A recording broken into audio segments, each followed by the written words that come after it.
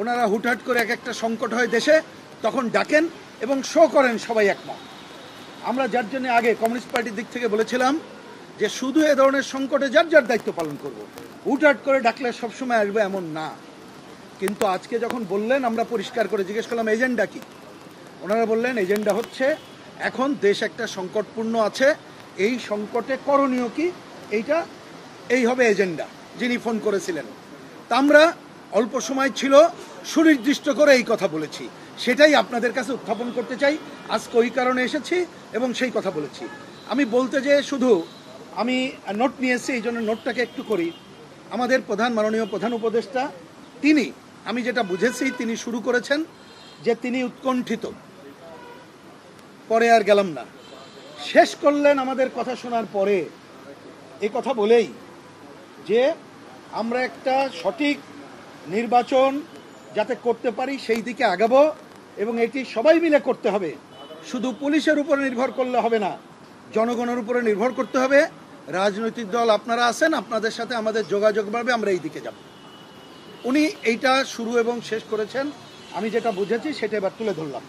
এবার আমাদের দিক থেকে কি বলেছি, আমরা প্রথমে পরিষ্কার করে বলেছি, সময়ের কথা আপনারা শুনেছেন, সময় বেশি ছিল না, তারপরেও আমরা পরিষ্কার করে যে কথাটা বলেছি সেই কথা হলো যে আমরা যে গণ অভ্যুত্থানটা করলাম এবং গণ অভ্যুত্থানের যে স্বৈরাচারের পতন ঘটালাম, তাহলে এর বিপরীতে আমাদের কার্যক্রমে যদি স্বৈরাচারী প্রবণতা থাকে, আমরা যদি জনগণকে সুশাসন না দিতে পারি, জনগণের অধিকার প্রতিষ্ঠা না করতে পারি, তাহলে মানুষের মধ্যে প্রশ্নবোধক চিহ্ন হবে এবং আমাদের অসচেতন মানুষের কেউ কেউ এই কথাও বলতে পারে আগেরটা ভালো ছিল। সুতরাং আপনাকে এমনভাবে কাজ করতে হবে, আপনাকে এবং টিমকে, যাতে মানুষ এই কথা না বলতে পারে। দ্বিতীয়ত বললাম সম্প্রতিকালে, তাহলে পজিশন সুশাসন দেওয়া ছাড়া মিষ্টি কথায় চিড়ে ভেসবে না। এবার আমরা বললাম সম্প্রতিকালে গোপালগঞ্জের এবং মাইলস্টোন দুইটা গুরুত্বপূর্ণ ঘটনা। গোপালগঞ্জের ঘটনা, কে না জানে ওইখানে কি পরিস্থিতি, তা আমরা প্রশ্ন করলাম। ওইখানে যাওয়ার আগে নিশ্চয়ই আমরা জানি ওইখানে পতিত শক্তি, তারা, আমরা বিবৃতি দিয়েছি, একটা সভা সমাবেশের অধিকার নিশ্চিত করা দরকার প্রশাসনের, পুলিশের গাড়ি পোড়ানোর অধিকার কারণ নেই, তারা এই কাজ করছে। কিন্তু কেন বক্তব্য বিবৃতি এমন দলের দিক থেকে দেওয়া হলো যা উস্কানিমূলক, এবং এই দলটি অনেকে মনে করেন আপনার প্রশ্রয় আছে, ওনার সামনে এই কথা বলেছে। সুতরাং এই ধরনের ঘটনা বলি এই সমস্ত জায়গায় সংকট তৈরি করে। শুধু তাই না, পরবর্তীতে যে হত্যা হলো তার ময়না তদন্ত ছাড়া কেন তাদেরকে দাফন কাফন করা হলো, কেন দুইজন উপদেষ্টা যখন গেলেন, আমরা পত্রিকায় দেখলাম তারা অনেক কিছু করলেন কিন্তু ওই নিহত হদের বাড়ি গেলেন না। তার মানে মানুষের পারসেপশনটা কি হয়, এর আগে পতিত স্বৈরাচার যখন মানুষ মারা গেছে কি হয়েছে, স্থাপনা নিয়ে কান্নাকাটি করছে, তাহলে তো দেখা যাচ্ছে বিষয়টা আপনাদের তেমন, তাহলে এই হলে তো আপনি পারসেপশন দূর করতে পারবেন না।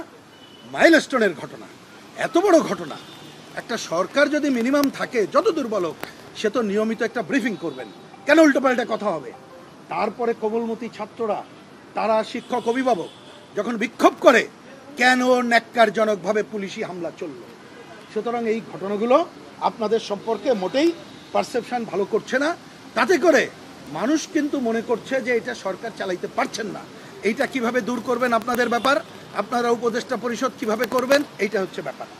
ওনারা একটা কথা আর একটা বললাম যে আপনি দেখলাম প্রেস অনেক জায়গায় এইখানে এসে বলেন শুধুমাত্র পতিত শক্তির কথা। নিঃসন্দেহে পতিত শক্তি তারা তো নানা ধরনের সুযোগ নিতে চাইবে, কিন্তু আমরা বলেছি তিনটা শক্তি সম্পর্কে সচেতন থাকতে হবে এবং এই ব্যাপারে আপনাদের দায়িত্ব পালন করতে হবে।